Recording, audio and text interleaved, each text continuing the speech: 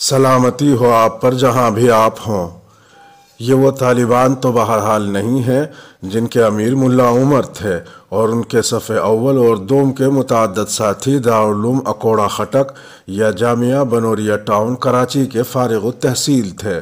اور جنہیں اس وقت کے پاکستانی وزیر داخلہ نصیر اللہ بابر اپنے بچے کہا کرتے تھے، اور جن کے بارے میں ہر پاکستان مخالف افغان کا خیال تھا کہ ان کی جنگی حکمت عملی کے تالے کی چابی ISI اور ڈپلیکیٹ چابی سعودی انٹیلیجنس کے پاس ہے۔ اور اس بات کو تقویت اس بات سے ملی کہ جب صرف 3 ممالک نے امیر المؤمنین کی قندھاری عمارت کو تسلیم کیا، جو کہ پاکستان، متحدہ عرب امارات اور سعودیہ عرب تھے، مگر جلد ہی طالبان کے ان بہی خواہوں اور پشت پناہوں پر کھلتا چلا گیا کہ طالبان محض مدرسی نہیں، افغان بھی ہیں۔ ان کا اسلامی نظریہ بھی افغان برانڈ ہے، یعنی کچھ دیوبندیت، کچھ قوم پرستی، بہت سا پختون ولی اور قبائلی انداز کی سخت گیری کا ایک مقامی آمیزہ۔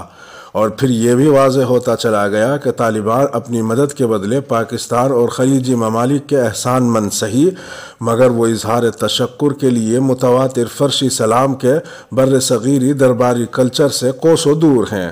جب طالبان کی پہلی نسل نے بامیان میں گوتم بدھ کے 2 مجسموں کو توپ دم کر دیا، جب انہوں نے ڈیونڈر لائن کو سابق افغان حکومتوں کے نقش قدم پر چلتے ہوئے مستقل سرحد ماننے کے پکے سمجھوتے سے انکار کر دیا، جب انہوں نے وسطی ایشیا سے جنوبی ایشیا تک گیس پائپ لائن منصوبے میں تعاون سے انکار کر دیا، جب انہوں نے پاکستانی اسٹیبلشمنٹ کی صلاح کے برعکس القاعدہ کی مہمان نوازی کا فیصلہ کر لیا، اور جب 9/11 کے بعد انہوں نے پاک سعودی اسٹیبلشمنٹ اور اپنے خیرخواہ علماء کرام کے مشورے پر القاعدہ کی مہمان نوازی سے ہاتھ اٹھانے سے انکار کر دیا، تب کہیں جا کے طالبان ساڈے برخوردار نہیں سمجھنے والوں کو پتہ چلا کہ یہ برخوردار اتنے بھی سعادت مند نہیں بلکہ ہوشیار دیوانے ہیں۔ اسٹریٹجک ڈیپتھ ہمارا خواب تھا، مگر طالبان نے پاکستان میں اسٹریٹجک ڈیپتھ لے لی۔ طالبان کی پہلی نسل کہ جس کا دار و مدار ہی پاکستانیوں خلیجی اخلاقی،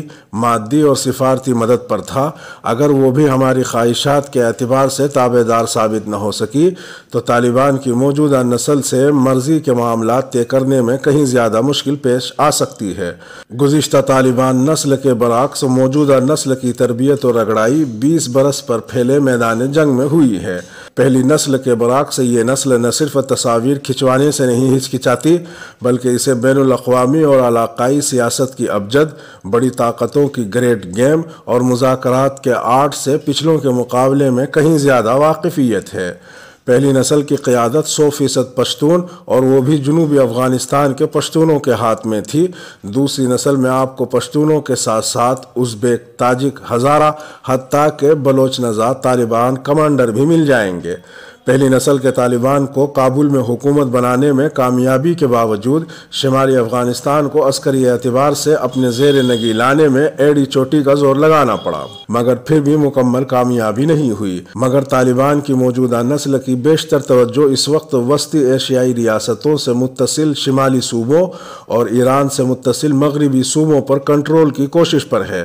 پہلی نسل کے طالبان کو جب بھی کوئی مشاورتی مسئلہ درپیش ہوتا تو وہ پاکستان میں اپنے ادارتی و مدرسی دوستوں کی جانب دیکھتے تھے، مگر موجودہ طالبانی قیادت زیادہ معاملہ فہم ہے، اس کی قطر سے اچھی دعا سلام ہے، قطر مخالف سعودیوں سے بھی ورکنگ ریلیشن شپ ہے، ایرانی قیادت سے بھی ہیلو ہائے ہے، ترکوں سے بھی کوئی خاص مخاصمت نہیں، روسی بھی ان کے بارے میں نرم گوشہ رکھتے ہیں، چین بھی انہیں ایک عامل افغان قوت تسلیم کرتا ہے، اور وسطی ایشیائی ریاستوں کو بھی کابل پر طالبان کے ممکنہ قبضے سے کوئی خاص تشویش نہیں ہوگی اگر وہ اپنے مذہبی، قانونی اور ریاستی تجربات صرف افغانستان تک محدود رکھیں۔ طالبان کی موجودہ قیادت کو سابقین کی نسبت بخوبی اندازہ ہے کہ ایک بار اقتدار چھن جائے تو دوبارہ بہت جانی نقصان اور طویل عرصے کے بعد ہی ہاتھ لگتا ہے۔ چنانچہ خارجہ پالیسی میں مہم جوئی کو بس اتنی جگہ دی جائے جو آس پاس کے ممالک اور بڑی طاقتوں کو ہضم ہو سکے۔ پچھلی طالبانی نسل کو معیشت سے زیادہ نظریے کی پرواہ تھی، موجودہ نسل نے گزشتہ 20 برس میں شاید یہ بھی سیکھ لیا ہے کہ نظریہ اقتدار تو دلا سکتا ہے مگر اسٹیٹ کرافٹ کی گاڑی کا انجن تقوی سے نہیں پیٹرول سے چلتا ہے، اور پیٹرول صرف پرہیزگاری سے نہیں بلکہ پیسے سے آتا ہے۔ پلے پیسہ نہ ہو تو پھر بین الاقوامی امداد اور قرضوں تک رسائی محض اخلاص کی بنیاد پر نہیں بلکہ کچھ لو کچھ دو کا اصول برتنے پر ہی ہوتی ہے، اور اس پر سود بھی دینا ہوتا ہے، اور اس وقت 70% افغان بجٹ باقی دنیا کا عطیہ ہے۔ لگ یہی رہا ہے کہ موجودہ طالبان گزشتگان کے مقابلے میں کم آدرشی اور زیادہ عملیت پسند ثابت ہوں گے، ورنہ یہ کمپنی تا دیر و تا دور نہیں چل پائے گی۔ قبضہ کرنا کسی بھی لڑائی میں پہلا مگر آسان مرحلہ ہوتا ہے۔ اصل لڑائی قبضے کے بعد شروع ہوتی ہے، اور اسے جیتنے کے لیے طوعاً و کرہن ہی صحیح دنیا داری سیکھنا اور برتنا ناگزیر ہے۔ وسعت اللہ خان۔